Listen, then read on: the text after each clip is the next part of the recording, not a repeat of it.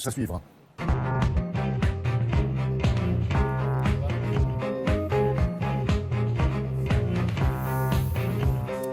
Et c'est Frédéric Vion qui a lu la presse. Pour vous, bonjour Frédéric. Et une bonne question ce matin. Oui, la presse se demande si nous sommes devenus stupides. Est-ce que le niveau intellectuel en France est en train de s'effondrer ? C'est ce qu'on peut se demander à la lecture de cet article du site web de France Info, qui nous dit qu'il y a en ce moment une pétition de pauvres petits lycéens qui se plaignent que ce n'est pas juste. Le sujet du bac de français était beaucoup trop difficile. Alors est-ce vraiment le sujet du bac le problème ? Pas certain.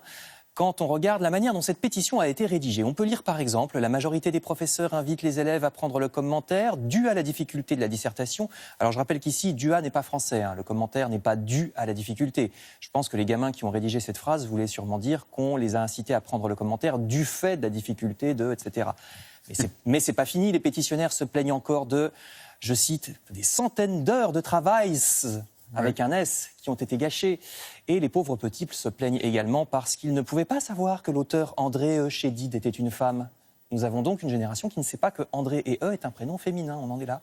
Comme le résume une prof de français, cette pétition, parce que c'est trop dur, c'est vraiment n'importe quoi. Cette pétition a pourtant récolté des milliers de signatures. Bref, quand l'élève est nul, c'est forcément la faute du prof. Et oui, c'est une vieille rengaine. Alors évidemment, ça ne risque pas de faire remonter le niveau si on croit encore que c'est toujours la faute du prof et pas celle de l'élève. Hélas, les adultes ne sont pas forcément capables non plus de relever le niveau. C'est ce que sous-entend d'abord le grand dossier du Figaro sur le gaspillage alimentaire, où l'on peut lire par exemple que 45% du total du gaspillage alimentaire en France se passe dans nos cuisines, dans les familles, parce qu'on jette sans consommer.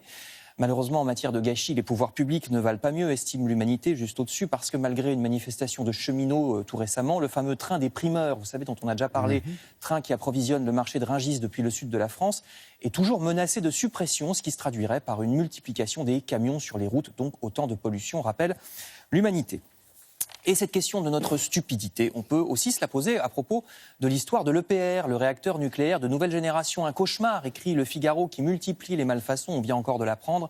Un problème de soudure à propos duquel le journal L'Opinion écrit qu'on a, de manière générale, tellement perdu de savoir-faire technique ces dernières années qu'on est devenu en France incapable de relever de nouveaux défis. On ne peut que constater la perte d'un savoir-faire français, peut-on lire également dans La Croix. Et j'entendais hier sur France Info un expert dire que les Chinois sont depuis quelque temps bien plus compétents en matière de nucléaire que nous, alors que la France autrefois était une référence.